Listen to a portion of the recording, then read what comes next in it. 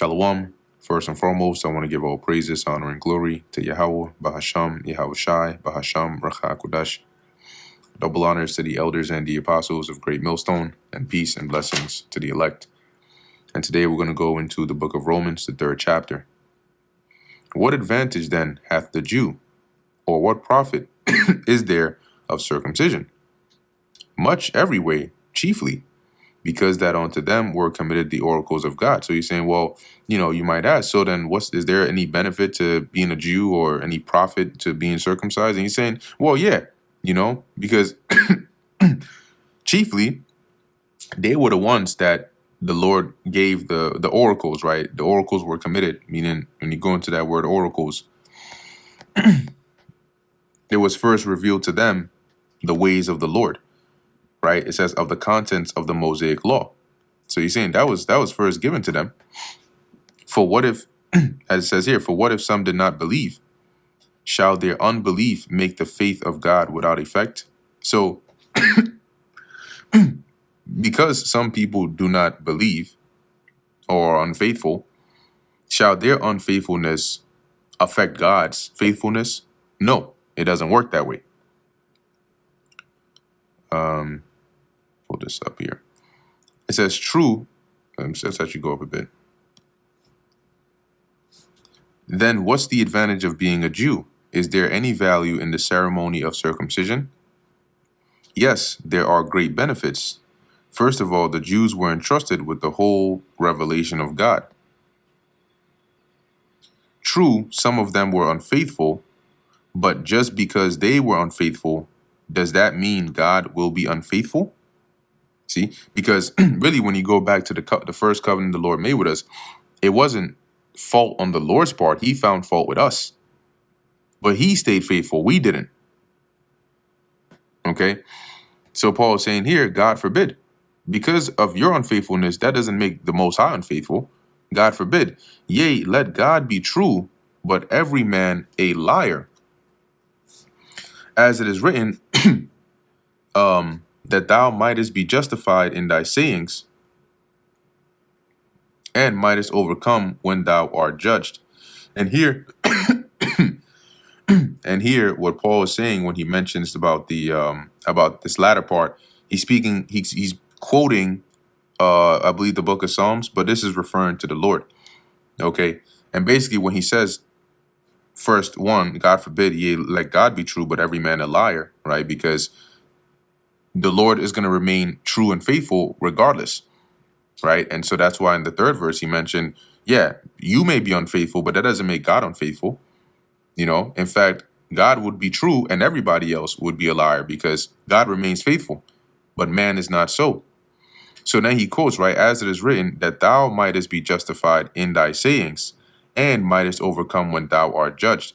It's not saying when the Lord is judged. It's referring to the Lord, but it's not saying when he is judged. The Old English just sounds a bit tricky. In other words, what Paul is saying here is when God acts, right, or speaks, he is always shown to be right. Okay, in the things that he judges you based on. Okay, or the verdict that he gives is always shown to be right because he is always faithful, unlike man. Okay, so that's putting it all together. The Most High is true, but every man is a liar. As it is written, that the Lord is justified in the things that he says, and he overcomes, which is another way of also being justified, when he brings judgment. All right, not when he is judged. NLT, it says here, of course not. Even if everyone else is a liar, God is true. As the scriptures says about him, you will be proven right in what you say, and you will win your case in court. NIV, not at all. Let God be true and every human being a liar. As it is written, so that you may be proved right when you speak and prevail when you judge. Because he's going to judge and speak according to righteousness. But if our unrighteousness commend the righteousness of God, what shall we say? Is God unrighteous who taketh vengeance? I speak as a man. So he's saying, okay, well, if through our unrighteousness, God is made to look more righteous, then are we going to say that God is unrighteous because he's taking vengeance on us, even though through our unrighteousness he is made more righteous? God forbid. For then how shall God judge the world? If there's unrighteousness with God, how then is he going to be the judge of the world? For if the truth of God hath more abounded through my lie unto his glory, why yet am I also judged as a sinner? So there goes that diatribe again, right? This hypothetical response from someone to say, well, if the truth of God is more abounded, if the righteousness or the faithfulness of God is made more evident through my wickedness, all right, or my lie, and this is to the glorification of God, why then does he judge me as a sinner? And not rather, as we be slanderously reported, and as some affirm that we say, let us do evil that good may come, whose damnation is just. So let's read this together. Previous. In the NLT it says, or actually in the NIV, some might argue, if my falsehood enhances God's truthfulness and so increase his glory, why am I still condemned as a sinner? Why not say, as some slanderously claim that we say, let us do evil that good may result? Their condemnation is just. NLT. And some people even slander us by claiming that we say, the more we sin, the better it is. Those who say such things deserve to be condemned. So he's raising up that hypothetical response, right? Somebody might say, well, if through my wickedness, God is made to look more righteous, why is he going to judge me? So then Paul is saying, well, with that mindset, then you might as well go and say that let's go ahead and keep doing evil so that good can come out of it. And he's saying here that this is what some people actually, even say that we are pushing that even though we're not. And those people are going to get judged accordingly. What then? Are we better than they? No, in no wise. For we have both proved, both Jews and Gentiles, that they are all under sin. NLT, well then, should we conclude that we Jews are better than others? No, not at all. For we have already shown that all people, whether Jews or Gentiles, are under the power of sin. So you're not any better because you're still subject to sin, right? You're not perfect just because you're a Jew. And he made that whole point in the second chapter. As it is written, there is none righteous, no, not one. There is none that understandeth. There is none that seeketh after God. They are all gone out of the way. They are together become unprofitable, right? Useless. There is none that doeth good, no, not one. This is referring to Israel here, right? Paul is quoting precepts that were saying this, that the Lord was using the prophets to say this about Israel. Their throat is an open sepulcher. Their tongue, a sepulcher is a grave, a place where you bury somebody. Their tongue. And so how would somebody's throat be like an open sepulcher? An open sepulcher is a grave ready to put somebody in there. You're not going to bury somebody in the throat of somebody else. That's just crazy work. So their throat from which comes forth their words is like an open sepulcher, all right, because of the evil deeds that comes forth out of them. And their tongues, or the things they say, or with their tongues, they have used deceit. And the poison of asps, which is like a venomous snake, is under their lips. This is characterizing them as being downright wicked, whose mouth is full of cursing and bitterness. Their feet are swift to shed blood. Destruction and misery are in their ways, and the way of peace they have not known. There is no fear of God before their eyes. Now we know that what things soever the law saith, it saith to them who are under the law, that every mouth may be stopped, and that meaning that you would have no excuse, and that all the world may become guilty before God. So it says here, obviously the law applies to those to whom it was given, for its purpose is to keep people from having excuses and to show that the entire world is guilty before God. So the law was given, as Paul also, goes on to expound, it wasn't to create sin, but rather to reveal. For example, if if you're driving in a certain area, this is an example, right? When you're driving in a certain area, a speed camera or a speed limit is not to make you speed, but rather to expose those that do speed, okay, in certain areas. So if when the law wasn't there, you were doing certain things, but when the law was there, it exposed the things that you were doing that were contrary to what the Lord wanted. So it says here, verse 30, verse 20, therefore by the deeds of the law there shall no flesh be justified in his sight. For by the law is the knowledge of sin, the example that I just gave. So by the deeds of the law, nobody's going to be justified in the sight of the Lord, because none of us can actually be perfect according to the deeds of the law. For by the law, is the knowledge of sin. So if somebody is doing wickedness and there's no law against that, then it's not a sin.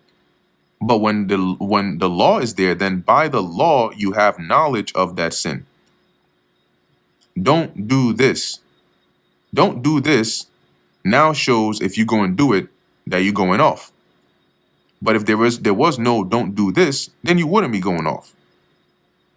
If at I don't know, let's say 70 years ago, the speed limit on a certain highway was 100 miles an hour, okay, that's fine. You could be driving 70, you could be driving 80. But if the speed limit was updated to 50 miles an hour, guess what? You're now found to be breaking the law or infraction if you're still going 70 or 80. But that's what you were doing before. But now, because of that law, it's now known that, hey, you're in violation. But now the righteousness of God without the law is manifested, being witnessed by the law and the prophets. And that righteousness of God without the law was through Yahushua. NLT, but now God has shown us a way to be made right with him without keeping the requirements of the law, as was promised in the writings of Moses and the prophets long ago. What that means is the Lord has provided a way to be justified, to be made righteous, all right, that is not by the works of the law. These were things that were witnessed or prophesied by the prophets. Even the righteousness of God, which is by faith of Yahushua HaMashiach. Because guess what? Those that get delivered by the Lord, it's not because of them keeping the laws, right? It's not how well they kept the laws, because none of us, even the elect, are not keeping the laws 100%, but yet they're going to be delivered. So by what righteousness are they going to be delivered? By the righteousness which is by faith in Yahushua HaMashiach. Unto all and upon all that believe. That believe in the Lord. For there is no difference. For I have sinned and come short of the glory of God. Salakia, for all have sinned and come short of the glory of God. So it says here in the NLT, we are made right with God by placing our faith in Yahushua HaMashiach. And this is true for everyone who believes, no matter who we are. That's what it means by there is no difference. For all have sinned and come short of the glory of God. So it's not going to be by our works of the law that is going to make us righteous, because we've all sinned and we've all come short. Being justified freely by his grace through the redemption that is in Yahushua HaMashiach. See, so our justification, or being made righteous, which is given to us freely through the grace of the Lord, comes by way of Yahushua, by the us being redeemed, okay, through Yahushua, whom God hath set forth to be a propitiation. A propitiation is like an appeasement. When let's say, a God is angry and you make an offering to them, and that appeases their wrath, that's what Yahushua was likened onto, right? So the Lord has set forth Yahushua to be a propitiation, or an appeasement of his wrath through faith in his blood. So through faith in Yahushua's blood, we're able to get the benefit of the atonement of Yahushua for us, to declare his righteousness for the remission of sins that are past, through the forbearance of God. So the Lord, to show forth his righteousness and his loving kindness to us, gave us Yahushua as a form of propitiation, that through faith in his blood and through his sacrifice, our sins of the past may be remitted. And this all happened by way of the forbearance, okay, of God. Because had the Lord not, just going to that word forbearance, had the Lord not done that, iniquity would be imputed into all of us, and we wouldn't stand a chance. So it says here, toleration. See, the Lord tolerated us long enough to be able to send us a savior. To declare, I say, at this time, his righteousness, that he might be just, and the justifier of him which believeth in Yahushua. See, so the Lord did this to declare his righteousness and show forth how just he is. And the justifier, the Lord is the justifier of those that believe in Yahushua. Where is boasting then? It is excluded. There is no room for boasting. By what law? Of works? Nay, but by the law of faith. So if this came not by the law of the works, then there is no room for boasting, because this came by the law of faith. Therefore, we conclude that a man is justified by faith without the deeds of the law. So he's saying here, now we've proven here that a man being counted as righteous or being justified is not by how well they keep the deeds of the law, but by faith in Yahushua. Is he the God of the Jews only? Is he not also of the Gentiles, which are Israelite foreigners? Yes, of the Gentiles also. Seeing it is one God, which shall justify the circumcision by faith and uncircumcision through faith. Same thing. It's the same God, and those of the circumcision that believe would be justified by their faith in the Lord, and those of the uncircumcision that believe would be justified by their faith through the Lord. So in believing in the Lord, that would be their passageway to justification. Do we then make void the law through faith? So Paul before ending it, he's saying, well, after everything we've said here, we just said in verse 28 that man is not justified by the deeds of the law. So does that mean that we make void the law just because we have faith? God forbid. Yea, we establish the law. Why? Because think about this. Keeping the laws 100% on this side, even though we're imperfect, is not what's going to give us righteousness or perfection. Having faith in Yahushua is the way to righteousness and perfection. However, once we're made perfect, what is going to be a sign of that? The second covenant is that those very same laws are going to be put in our inward parts. And we're going to be living by those very same laws in the kingdom. So we're not making void the law, but we're understanding that it is not by the law that we will make it to the kingdom. We have to first make it there to be made perfect. Okay? So the Lord is saying, look, believe on Yahushua so I can make you perfect. Once you're made perfect, I can then put those laws within your heart and we can do this again. And that brings us to the end of the book of Romans, the 3rd chapter. Lord willing, that was edifying to the elect. In closing, I want to give all praises, honor, and glory to Yahweh, Bahasham, Yahushai, Bahasham, Recha Kodash. Until next time, Shalom.